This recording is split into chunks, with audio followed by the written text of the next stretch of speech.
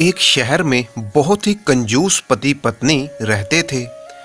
कंजूस इतने कि हर रात खाने के वक्त किसी न किसी दोस्त या रिश्तेदार के घर पहुंच जाते।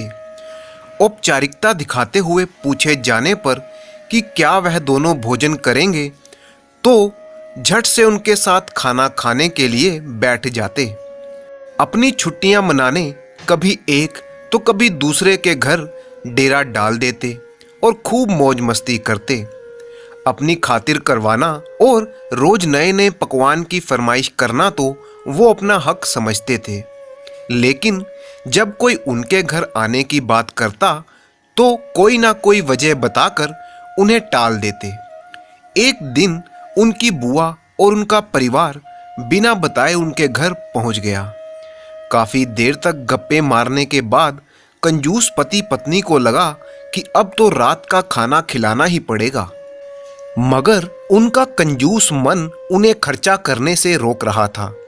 तभी पति को एक उपाय सूझा। बुआ जी की तरफ देखकर पति ने बोला, आज बहुत दिनों बाद घर आई हैं, तुम जल्दी से कुछ नहीं तो दाल चावल साथ में मटर पनीर बना लो।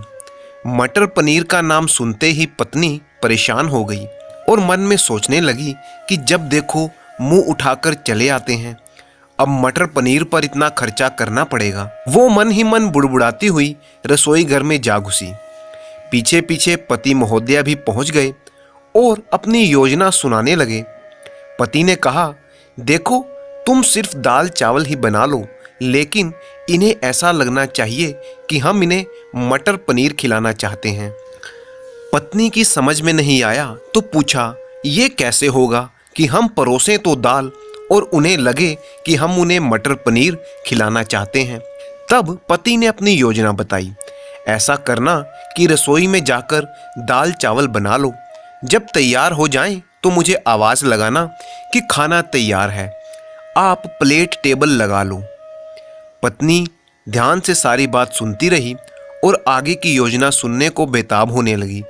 तब पति ने अपनी असली योजना बताई। पति ने कहा, जब मैं प्लेट लगा चुका हूँ तो तुम खाली कढ़ाई किचन में फर्श पर गिरा देना।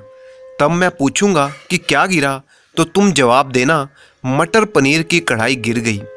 मटर पनीर बचा नहीं तो दाल चावल ही खाने पड़ेंगे। पत्नी योजना सुनकर दाल चावल बनाने लगी और कुछ देर बाद पति को आवाज़ लगाई, खाना बन गया है, आप टेबल पर प्लेटें लगा दो। पति उठा और अलमारी से प्लेटें लेकर टेबल पर सजाने लगा। तभी धड़ाम से कुछ बर्तन गिरने की आवाज़ आई। पति ने पूछा, क्या गिरा दिया? तो पत्नी की तरफ से कोई जवाब ना मिलने पर वो रसोई घर की तरफ भागा। रसोई में देखा तो दाल का पतीला जमीन पर गिरा पड़ा था।